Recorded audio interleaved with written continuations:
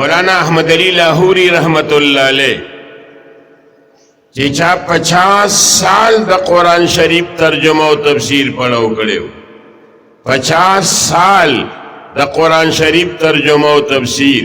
اغبوی میں نے 50 سال قرآن شریف کا ترجمہ و تفسیر پڑھایا 50 سال پڑھانے کا خلاصہ اور نچوڑ اور پوری قرآن کا خلاصہ الحمد سے والناس تک مجھ سے 3 کلمات میں سنو اللہ کو عبادت سے راضی کرنا نبی علیہ السلام کو اطاعت سے راضی کرنا مخلوق کو خدمت سے راضی کرنا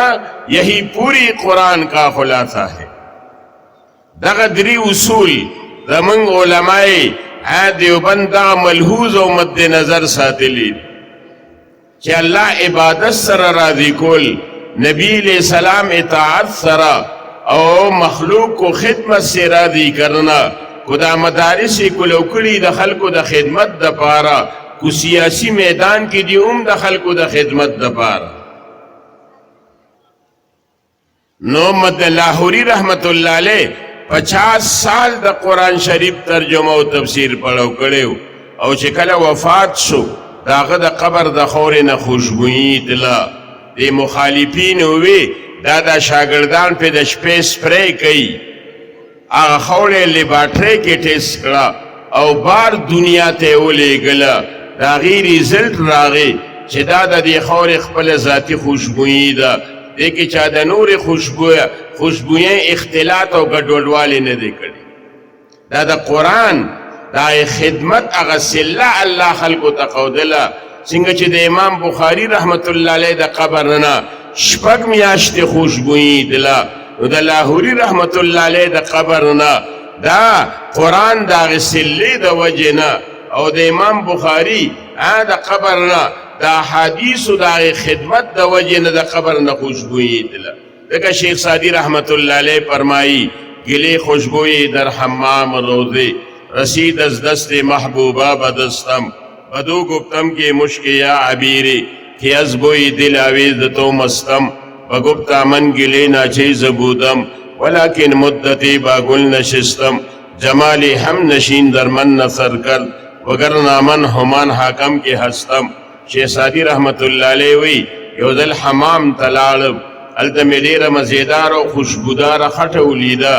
وی مالکی وی خط تگورو خوشبوئیں تگورا خط سنگا خوشبوئیں گئی وی ما دی خط تا خطابو کو بدو گفتم کے مشک یا عبیرے تا مشکیو کو عمبری چتانا دوم رخولی بین دی وی دی خط مال آواز را کبا گفتا من گلینا چیز بودم زیو بیکارو بدبودار خطو لیکن ما دا گل سر یارانو مصاحبت نشست و برخاست مصاحبت میں اختیار کر جمالی ہم نشین در من نصر کر وگرنا من ہمان حاکم کی ہستم و گل سر زمان آستنوی داغ بیکار و بدبودار خطاو ما کی دا خوشبوئی دا گل دا وجه نراغلے دا قبر دا خور نا خوشبوئی دا قرآن خدمات او دا حدیث و خدمات دا وجه نا و دکان دا عطاری سڑی عطار شی و اور سوزی کمرگری دا لوحار شی و سڑی عطار پروز سرکینی داغنا عطرم ناخلی اسی با داغنا خوشبوئی دی او کچری لوار سرکینی و غویل دنکے زیب زیباندی بے جامی سورے سوریوی وکار چی منگ دا دی علماء مجالس اختیار کو دا دی علماء ہم نشینی اختیار کو سنگا حدیث پاک کے راضی نبی علیہ السلام فرمائی علیکم بمجالست العلماء و استماع کلام الحکمہ فإن اللہ یحیی القلب المیت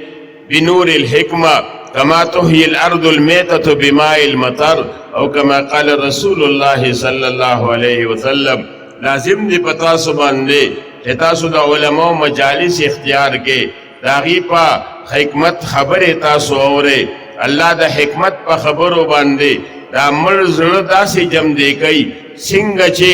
دا بنجر ازمک دا باران پوبو بانے سرسبز و شاداب کردی وکار چے دا علماء ہم نشینی اختیار کو او دا دی علماء مصاحبت اختیار کو او دا قرآن سرخپل زندگی وابستکو بچی مدرسو سر وابستکو دنیا بم د چین او د سکون وي آخرت کې بم فوز او فلاح او بهبود کامیابی او کامرانی موږ دپاره مقدر وي. الله دې دې مدرسې له دین توګنې او رات چوګنې ترقي ورکړي او دا کوم ماشومان دوی حفظ کړي دي یا ناظره باندې الله دې دوی ته مبارک او د دوی والدینو ته او ټول خاندان ته مبارک او الله کوم اساتذه کرامو سره محنتونه کړي دي الله دې د هغې بدلې هغوی له دنیا او آخرت کې ورکړي او درس او تدریس کې دې الله مزید ترقي ورکړي.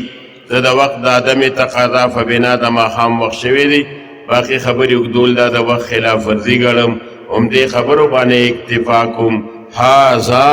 وآخر دعوانا أن الحمد لله رب العالمين.